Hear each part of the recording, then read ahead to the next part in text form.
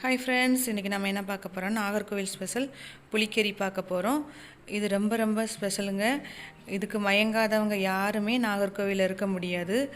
எல்லா வீட்லேயும் வாரத்துக்கு 2 நாளாவது செஞ்சுருவாங்க. புளிக்கறி இல்லைன்னா நாகர்கோவிலே இல்லை. அது ரொம்ப ரொம்ப ஈஸி, ரொம்ப டேஸ்டியாக இருக்கும். அது எப்படி செய்யலான்னு இப்போ பார்க்கலாம். அதுக்கு முன்னாடி நம்ம சேனலை சப்ஸ்கிரைப் பண்ணாதவங்க சப்ஸ்கிரைப் பண்ணிக்கோங்க. பெல் பட்டனையும் கிளிக் பண்ணிக்கோங்க.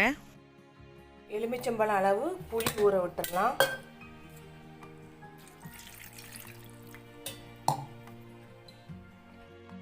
அடுப்பை பற்ற வச்சிடலாம். பற்ற வச்சுட்டு மண்சட்டி வச்சிடலாம். இந்த மண் பாத்திரத்தில் செஞ்சால் புளிக்கறி சூப்பராக இருக்கும்.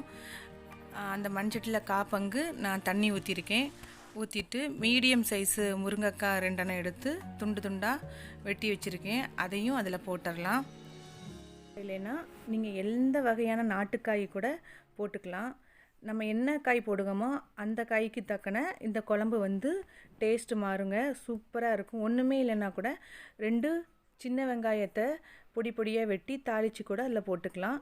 இப்போது நான் தேவையான அளவு உப்பு சேர்த்துருக்கேன். சேர்த்துட்டு மூடி போட்டு நல்லா வேக வச்சிடலாம். ஒரு பாத்திரத்தில் அரை மூடி துருவின தேங்காய் எடுத்திருக்கேன், மீடியம் சைஸு. அரை ஸ்பூன் மஞ்சள் தூள் போட்டிருக்கேன். 5 சிவப்பு மிளகா போட்டிருக்கேன். ஒரு சின்ன வெங்காயம் 1 வச்சுருக்கேன்.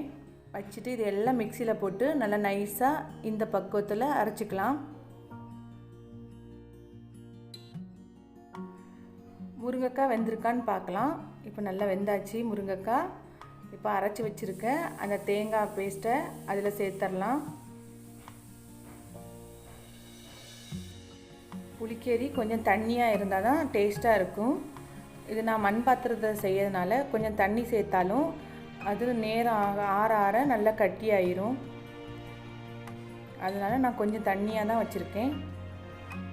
இப்போது கரைச்சி வச்சுருக்க புளியை அதில் சேர்த்துடலாம்.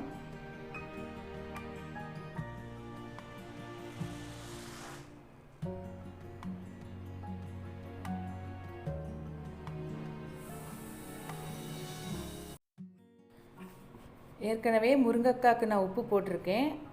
இன்னும் கூட கொஞ்சமாக நான் மறுபடியும் உப்பு சேர்த்துருக்கேன். சேர்த்துட்டு அதை நல்லா கலந்து விட்டுடலாம். அடுப்பை சிம்மில் வச்சிடலாம். வச்சுட்டு கொஞ்ச நேரத்தில் இப்போ புளிக்கறி மவிழ்ந்து வரும்போது அதை இறக்கிடலாம். என்ன பாருங்கள், இதேமாதிரி பால் மாதிரி பொங்கணும். இதுதான் பதம். இப்போ இறக்கிடணும். இப்போ நான் மாங்காய் வச்சுருக்கேன், துண்டு துண்டாக வெட்டி அதையும் சேர்த்துடலாம். இப்போ மாங்காய் சீசன்னால் நான் மாங்காய் போட்டிருக்கேன். போடலைன்னா கூட நல்லா தான் இருக்கும். நான் இறக்க போகிறனால கடைசி நேரத்தில் தான் மாங்காய் போட்டிருக்கேன். ஃபஸ்ட்டே போடக்கூடாது, மாங்காய் ரொம்ப குழஞ்சி போயிடும். புளிக்கறி இப்போ ரெடி ஆயிடுச்சு. அடுப்பை ஆஃப் பண்ணிடலாம். இனி புளிக்கறியை தாளித்து விட்டுக்கலாம். அடுப்பில் தாளிக்கிற கரண்டி வச்சுருக்கேன். 2 ஸ்பூன் எண்ணெய் விட்டுருக்கேன்.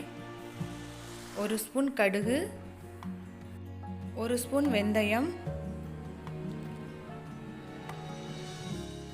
ஒரு வரமிளகா பொடி பொடியாக வெட்டின சின்ன வெங்காயம், கொஞ்சமாக கருவேப்பிலை எல்லாத்தையும் சேர்த்து வெங்காயம் நல்லா வதங்கிறது வரைக்கும் வதக்கிடலாம். இப்போ சிவப்பு கலர் ஆயாச்சு. புளிக்கறியில் இப்போ தாளித்து விட்டுறலாம். இப்போ சூப்பரான புளிக்கறி ரெடி ஆயிடுச்சு. எவ்வளோ சூப்பராக இருக்குது பாருங்கள். நீங்களும் வீட்டில் செஞ்சு பாருங்கள். பிடிச்சிருந்தால் லைக் பண்ணுங்கள், ஷேர் பண்ணுங்கள், சப்ஸ்கிரைப் பண்ணுங்கள்.